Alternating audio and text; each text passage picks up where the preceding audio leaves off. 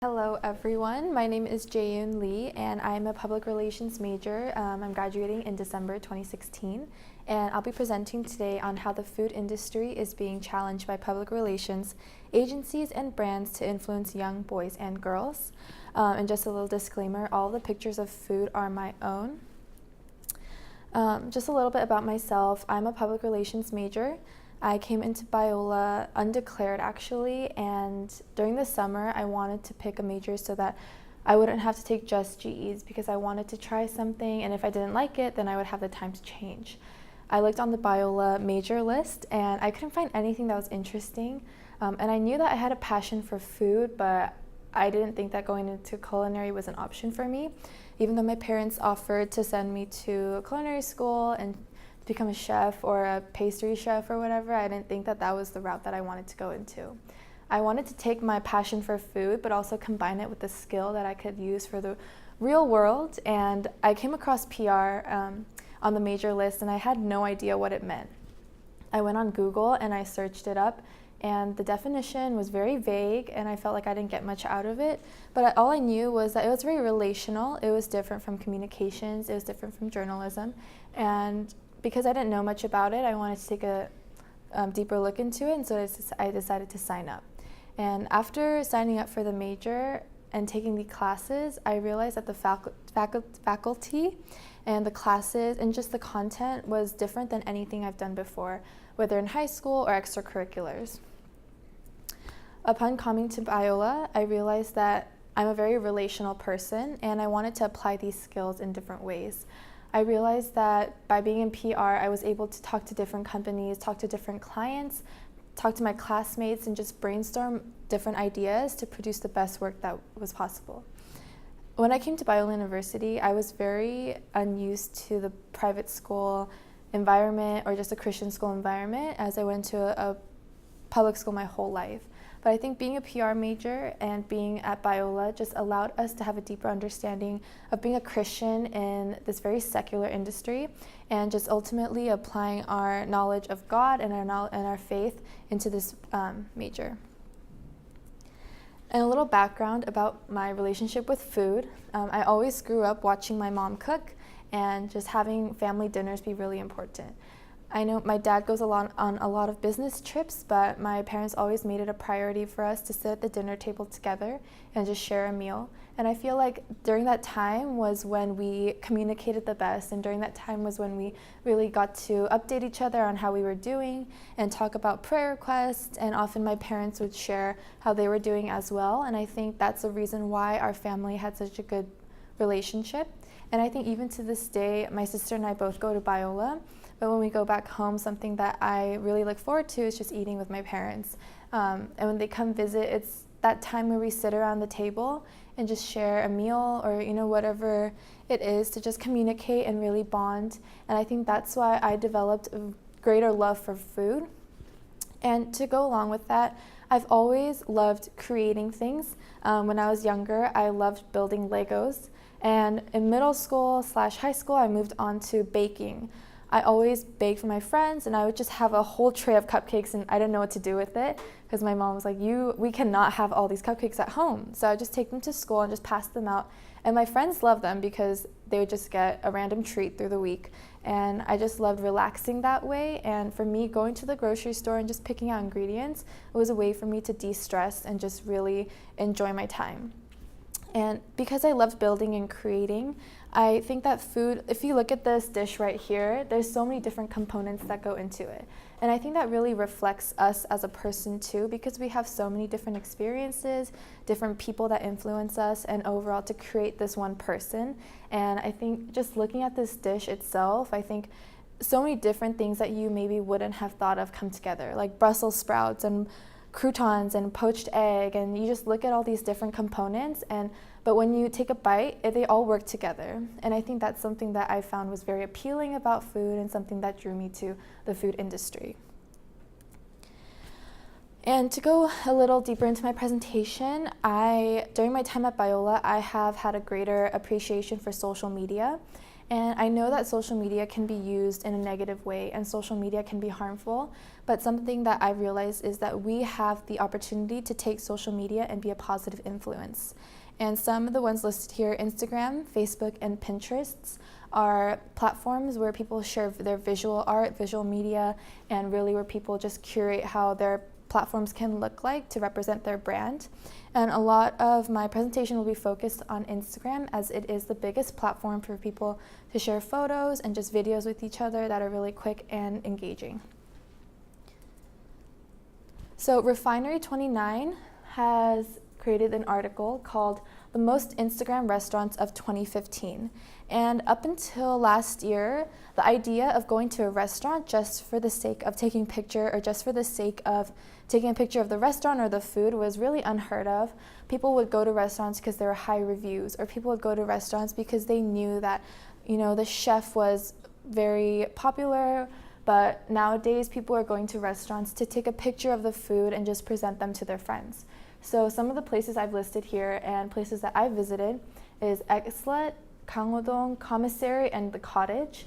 And all of these places, they have a huge following on Instagram. And a partial reason might be because the food tastes great and the food is amazing. But another reason is when we look at these, they're so aesthetically pleasing to look at that people want to go here and to take a photo and just, share with their friends. However, a problem that I've noticed, even in myself, is that we don't go to these restaurants to share with our friends with the pure intention. We go to these restaurants to share with our friends to kind of show off what we're doing, or maybe say, hey, look at where I am, look at what I get to eat. And these meals are not, they're not cheap. They're very expensive, and often they can be, this plate right here, this one plate of French toast can be up to $15. And that's not in a normal college student's budget. However, we're willing to go out of our way to take these pictures of food so that we can show people that, oh, I'm hip.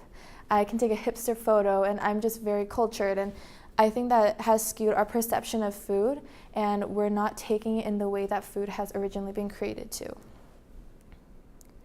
And this goes on with the idea that we eat with our eyes rather than our bodies. I'm a firm believer that if something on the plate is pretty and it looks nice, then it's going to taste good.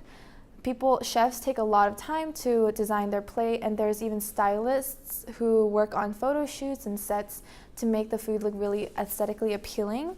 However, I think we've come to a point where instead of really nourishing our bodies and eating food that will keep us healthy and give us the right nutrients and vitamins, we just gravitate towards food that are nice to look at, things that are pretty, or maybe they're not exactly nutritious, but they might look good on Instagram, they might look good in our photos, and we just tend to go for those foods. And this is a problem because a lot of people are just eating in small increments to look nice on Instagram. And this goes beyond the plate of food. This Instagrammer, Asena O'Neill, is actually an Australian Instagram model. And she actually stepped down from her Instagram page last year because she stated that everything she was posting on Instagram was false. And this was very confusing because the whole controversy was spread through social media. And she was a very firm believer that social media was harmful, it was hateful, and it was negative, which I don't completely agree with, but this is what she said right here. It says, "Not real life. Took over 100 in similar poses trying to make my stomach look good. Would have hardly eaten that day. Would have yelled at my sister to keep taking them until I was somewhat proud of this. So totally goals." And this is a shocking reality of what a lot of our health Instagrammers, what a lot of people on Instagram who promote health and who promote nutrition are like. This is not saying that everyone is this way, but there's a lot that goes on behind the photo that we may not realize.